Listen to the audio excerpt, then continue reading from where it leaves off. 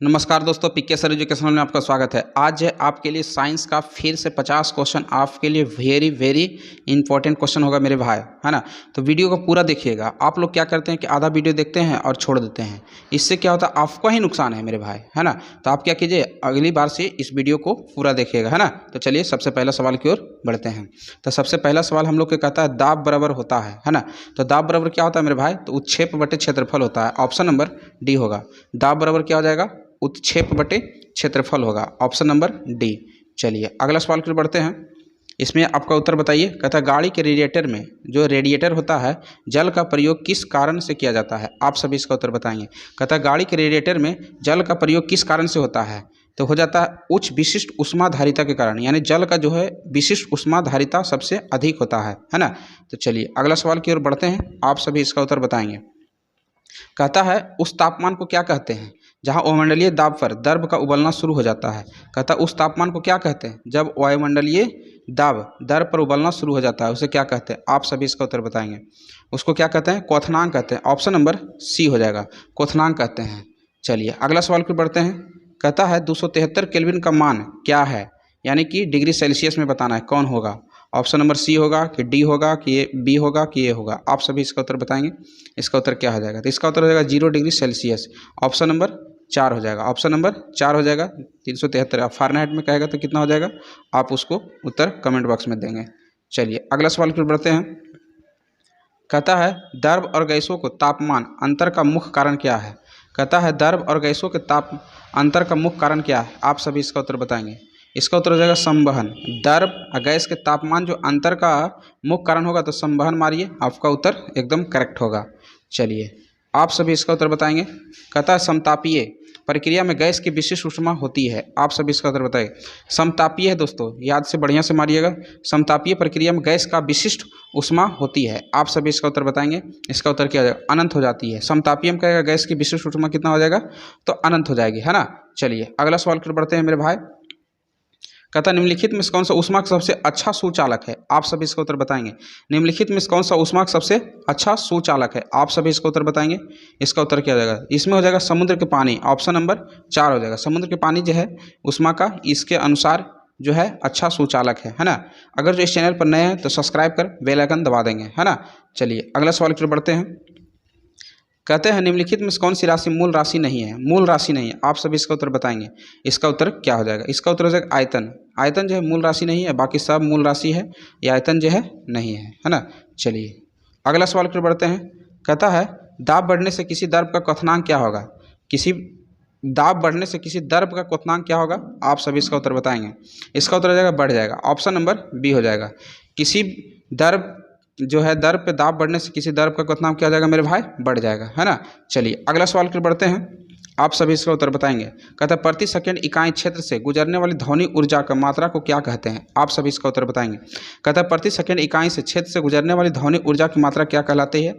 आप सभी इसका उत्तर बताएंगे। इसका उत्तर क्या हो जाएगा, इसका उत्तर हो जाएगा तीव्रता। प्रति सेकंड इकाई क्षेत्र से गुजरने वाली ध्वनिक ऊर्जा की मात्रा को क्या कहते हैं, तीव्रता कहते हैं। ऑप्शन नंबर 1 हो जाएगा। चलिए अगला सवाल की ओर बढ़ते हैं। आप सभी इसका ध्वनि के संचरण के लिए आवश्यक माध्यम डैश की अवस्था से में होना चाहिए। आप सभी इसका उत्तर बताएंगे। इसका उत्तर क्या हो जाएगा। कहते हैं ध्वनि के संचरण के लिए आवश्यक माध्यम डैश की अवस्था में होना चाहिए। आप सभी इसका उत्तर बताएं। ध्वनि के संचरण जो है सभी माध्यम में कर सकता है, ठोस द्रव गैस सभी माध्यम करेगा। ऑप्शन नंबर 1 हो जाएगा, सभी विकल्प हो जाएगा इसमें से, है ना। चलिए अगला सवाल की ओर बढ़ते हैं। कहता है सूर्य द्वारा उत्सर्जित हानिकारक विकिरण कौन है। सूर्य द्वारा जो उत्पन्न जो होता है हानिकारक विकिरण कौन सा है, तब परावैंगनिक विकिरण हो जाएगा। ऑप्शन नंबर बी हो जाएगा। ऑप्शन नंबर बी हो जाएगा। चलिए अगला सवाल की ओर बढ़ते हैं। आप सभी इसका उत्तर बताएंगे। कहते हैं ध्वनि की तीव्रता मापी जाती है। आप सभी इसका उत्तर बताएंगे। ध्वनि की तीव्रता मापी जाती है तो डेसिबल से मापी जाती है। ऑप्शन नंबर सी हो जाएगा, है ना। सिर्फ आप खाली देखते रहिए वीडियो को, है ना, अंतिम तक देखिए, इससे बाहर आपको सवाल नहीं पूछा जाएगा। कहता है किसी एकल आवृत्ति के आवाज़ को क्या कहते हैं। आप सभी इसका उत्तर बताएं। कहता है किसी एकल रहेगा, एकल है तो टोन, एकल रहेगा तो टोन। ऑप्शन नंबर सी हो जाएगा। चलिए अगला सवाल को बढ़ते हैं। आप सभी इसका उत्तर बताएंगे। कहता है निम्नलिखित में कौन सा दर्पण की प्रतिबिंब सतह पर स्थित होता है। निम्नलिखित में कौन सा दर्पण के प्रतिबिंब सतह पर स्थित होता है। प्रतिबिंब जो है सतह पर स्थित होता है। देखिए तो सतह पर कौन हो जाएगा, पोल हो जाएगा। इसी को बोलते हैं पोल, जिसको ध्रुव बोलते हैं हम लोग, ये पोल हो जाएगा। ऑप्शन नंबर सी हो जाएगा, है ना। इस प्रकार भी सवाल पूछा गया है। चलिए, कहता एक प्रकाश के अनुप्रस्थ रंग है, ये साबित करती हुई एकमात्र घटना कौन सी है। कहता एक प्रकाश जो अनुप्रस्थ रंग है साबित को ही करती हुई एकमात्र घटना कौन सा है, तो ध्रुवीकरण है। अनुप्रस्थ होगा तो ध्रुवीकरण होगा, अनुप्रस्थ होगा तो ध्रुवीकरण होगा, है ना। तो ऑप्शन नंबर डी हो जाएगा। अगला सवाल फिर बढ़ते हैं, आप सभी इसका उत्तर बताएंगे। कहता एक लेंस के डैश से होकर गुजरने वाली प्रकाश की किरणें बिना किसी विचलित किए निकल जाती है। बिना विचलित किया मतलब सीधे निकल जाए, ऐसे आई और सीधे निकल जाए, बिना विचलित नहीं घूमेगा, है ना। ये क्या कहलाता है, तो आपको प्रकाशिक केंद्र से, ये जो हम लोग के जैसे कोई भी लेंस हो जाएगा, ये हम लोग का मान लेते हैं अवतल लेंस है, इसके बीच में होता है प्रकाश केंद्र। इस प्रकाश केंद्र से अगर जो किरणें सीधे आएगी तो किरणें बिना विचलित किए प्रकाश से सीधे गुजर जाएगी, यही हम लोग के क्या कहलाता है, प्रकाशिक केंद्र कहलाता है नहीं दोस्तों। चलिए अगला सवाल फिर बढ़ते हैं। कहता है अवतल लेंस की नाभिकीय लंबाई कितना होता है। कहता अवतल लेंस की नाभिकीय लंबाई कितना होता है मेरे भाई, आप सभी इसका उत्तर बताएंगे। अवतल लेंस की नाभिकीय लंबाई कितना होता है, तो इस होता है ऋणात्मक होता है। अवतल लेंस की नाभिकीय लंबाई ऋणात्मक होगा, ऑप्शन नंबर बी। उत्तल के बोलेगा तो धनात्मक, याद रखिएगा, है ना। चलिए अगला सवाल की बढ़ते हैं। कहता है प्रकाशिक तनु किस सिद्धांत पर कार्य करता है, आप सभी इसका उत्तर बताएंगे। कहता है प्रकाशिक तनु किस सिद्धांत पर कार्य करता है, आप सभी इसका उत्तर बताएंगे। पूर्ण आंतरिक परिवर्तन पर कार्य करता है, ऑप्शन नंबर बी हो जाएगा। पूर्ण आंतरिक परिवर्तन पर जो है प्रकाशिक तनु सिद्धांत कार्य करता है। कहता नीलत होता क्या है, आप सभी इसका उत्तर बताएंगे। नीलत होता कॉपर सल्फेट है, ऑप्शन नंबर एक हो जाएगा। नीलत होता जो है कॉपर सल्फेट है, ऑप्शन नंबर एक हो जाएगा। आप सभी इसका उत्तर बताएंगे। कहता है आम के खाए जाने वाले भाग को क्या कहते हैं, आप सभी इसका उत्तर बताएंगे। कहता है आम के खाए जाने वाले भाग को क्या कहते हैं, आप सभी इसका उत्तर बताएं। मेसोकार्प कहलाता है, ऑप्शन नंबर बी। मेसोकार्प जो है आम के खाए जाने वाला भाग कहलाता है।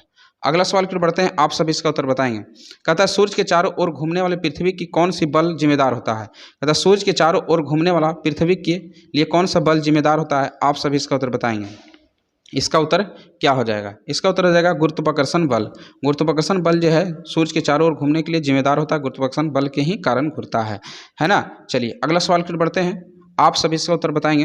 कहता है बल की परिभाषा को किस आधार पर व्यवस्थापित किया जाता है ना, तो आप सभी इसका उत्तर बताएंगे। बल की परिभाषा को किस आधार पर व्यवस्थापित किया जाता है, तो न्यूटन के प्रथम नियम पर। ऐसे भी कहेगा बल की परिभाषा न्यूटन के प्रथम नियम से ही मिलता है ना, ऑप्शन नंबर एक हो जाएगा।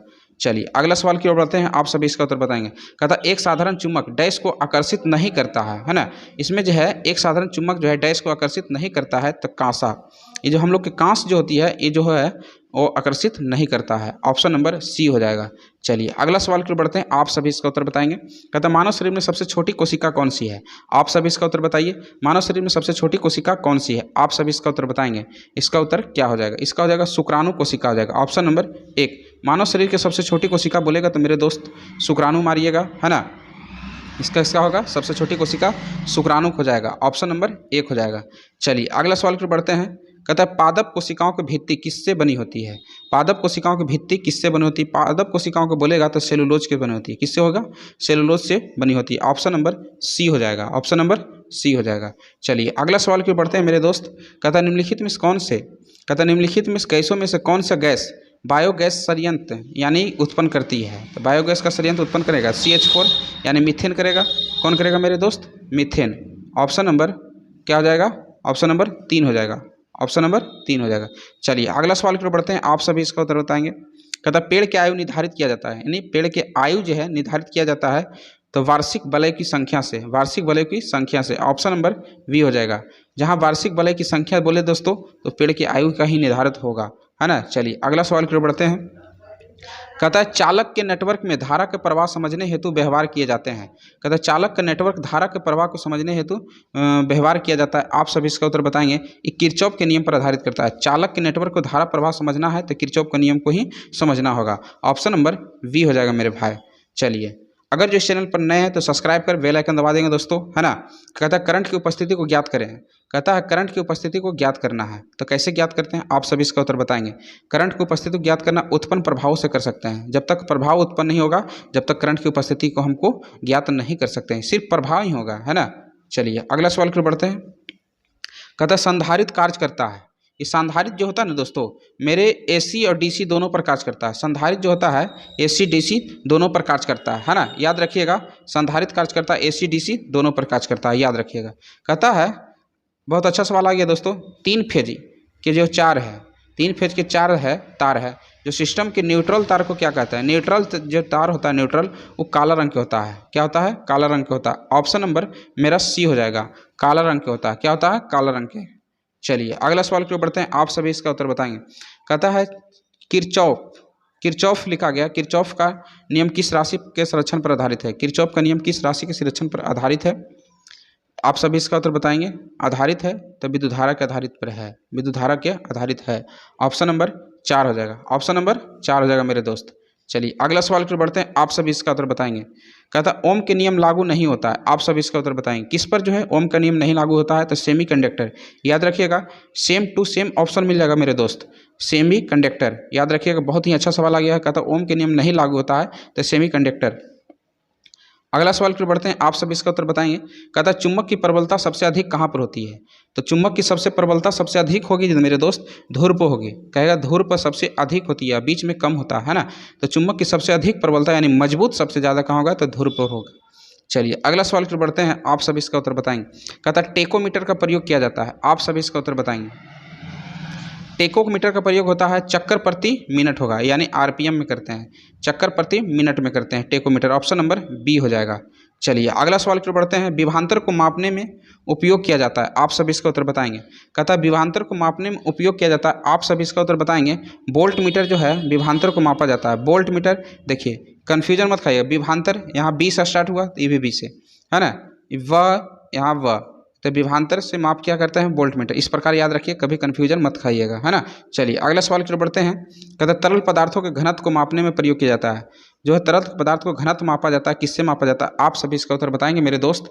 इसका उत्तर क्या हो जाएगा? हाइड्रोमीटर हो जाएगा, हाइड्रोमीटर हो जाएगा। ऑप्शन नंबर वी हो जाएगा। चलिए अगला सवाल की ओर बढ़ते हैं। कहता है किसी तत्व की संयोजकता शक्ति को क्या कहलाता है? आप सभी इसका उत्तर बताएंगे। किसी तत्व की संयोग जो है शक्ति क्या कहलाता है? आप सभी इसका उत्तर बताएंगे। इसका उत्तर हो जाएगा संयोजकता कहलाता है, संयोजकता कहलाते हैं। ऑप्शन नंबर डी हो जाएगा, संयोजकता कहलाता है। चलिए अगला सवाल पर बढ़ते हैं, आप सभी इसका उत्तर बताएंगे। कहता है कणों की अधिकतम गतिज ऊर्जा डैश में होती है, जो है कण का अधिकतम गतिज ऊर्जा किस में होगा? तो सबसे अधिक गति होगा गैस में, ऑप्शन नंबर 1 होगा। सबसे ज़्यादा गति किस में होगा? गैस में होगी, और सबसे कम ठोस में होगी। चलिए अगला सवाल की ओर बढ़ते हैं, आप सभी इसका उत्तर बताएंगे। निम्नलिखित में क्या आर्कमिटीज के सिद्धांत पर आधारित नहीं है? आर्कमिटीज के सिद्धांत पर नहीं आधारित है, आप सभी इसका उत्तर बताएंगे। इसका उत्तर क्या हो जाएगा मेरे दोस्त? इसका उत्तर क्या हो जाएगा? ओडोमीटर। ओडोमीटर जो आर्कमिटीज के सिद्धांत पर आधारित नहीं, पनडुब्बी है ये, हाइड्रोमीटर है ये, इलेक्ट्रोमीटर सब है, लेकिन ओडोमीटर हम लोग के आर्कमिटीज के सिद्धांत पर आधारित नहीं है मेरे भाई। कहता है मनुष्य की पाचन क्रिया कहाँ से प्रारंभ होती है? आप सब इसका उत्तर बताएं। मनुष्य की पाचन क्रिया मुख से प्रारंभ होती है, ऑप्शन नंबर सी हो जाएगा, ऑप्शन नंबर सी हो जाएगा। कहता है पित्त के कार्य को डैश को क्या कहा जाता है? पित्त के कार्य को डैश को क्या कहलाता है? तो पायसीकरण कहलाता है। जो पित्त के कार्य कहेगा मेरे दोस्त, तो सब बोल दीजिएगा पायसीकरण, ऑप्शन नंबर 1 हो जाएगा। चलिए कहता है मनुष्य 1 मिनट में कितनी बार सांस लेता है? आप सभी इसका उत्तर बताएंगे। आपको अच्छा से याद होगा मेरे दोस्त, इसका उत्तर क्या हो जाएगा? मनुष्य के 1 मिनट में कितने जो है बार सांस लेता है? तो 16 से 18 बार लेता है, 16 से 18 बार। ऑप्शन नंबर 1 हो जाएगा मेरे दोस्त। चलिए अगला सवाल की ओर बढ़ते हैं। कहता है हीमोग्लोबिन में किसका महत्वपूर्ण घटक है? हीमोग्लोबिन में किसका महत्वपूर्ण घटक है? तो आरबीसी। किसका है? आरबीसी का है, महत्वपूर्ण घटक है हीमोग्लोबिन में। ऑप्शन नंबर 1 हो जाएगा, है ना। चलिए अगला सवाल की ओर बढ़ते हैं, आप सभी इसका उत्तर बताएंगे। कहता है किडनी के संरचनात्मक इकाई को क्या कहते हैं? संरचनात्मक इकाई को क्या कहते हैं? किडनी के संरचनात्मक इकाई को क्या कहते हैं? आप सभी इसका उत्तर बताएंगे मेरे दोस्त। इसका उत्तर हो जाएगा नेफ्रॉन, ऑप्शन नंबर डी हो जाएगा, है ना। अगर जो इस चैनल पर नए हैं तो सब्सक्राइब कर बेल आइकन दबा देंगे दोस्तों, है ना। चलिए आप सभी इसका उत्तर बताएंगे। बच्चों का लिंग डैश से प्राप्त होने वाले वंशानुरात गुणसूत्र द्वारा निर्धारित करता है। बच्चों का लिंग डैश से प्राप्त होने वाला वंशानुरात गुणसूत्र द्वारा निर्धारित होता है। आप सभी इसका उत्तर बताएंगे। इसका उत्तर क्या हो जाएगा? इसका उत्तर हो जाएगा पिता। पिता जो है बच्चों का लिंग निर्धारित होता है ना, पिता से द्वारा। ऑप्शन नंबर 1 हो जाएगा। कहता है पृथ्वी पर सबसे पुराना जीव कौन सा है? आप सभी इसका उत्तर बताएंगे। कहता है पृथ्वी पर सबसे पुराना जीव कौन सा है? तो है नील हरित शैवाल, ऑप्शन नंबर बी हो जाएगा मेरे दोस्त। क्या हो जाएगा? ऑप्शन नंबर बी जो है नील हरित शैवाल हो जाएगा। चलिए अगला सवाल की ओर बढ़ता है। कहता है बल्ब का फिलामेंट बना होता है, आप सभी इसका उत्तर बताएंगे। बहुत ही अच्छा सवाल आ गया दोस्तों। बल्ब का फिलामेंट बना होता है टंगस्टन का होता है, टंगस्टन का। ऑप्शन नंबर सी होता है ना। अगर जो इस चैनल पर नए हैं तो सब्सक्राइब कर बेल आइकन दबा देंगे दोस्तों, है ना। चलिए आज का क्लास यहीं तक रखते हैं। जय हिंद, जय भारत।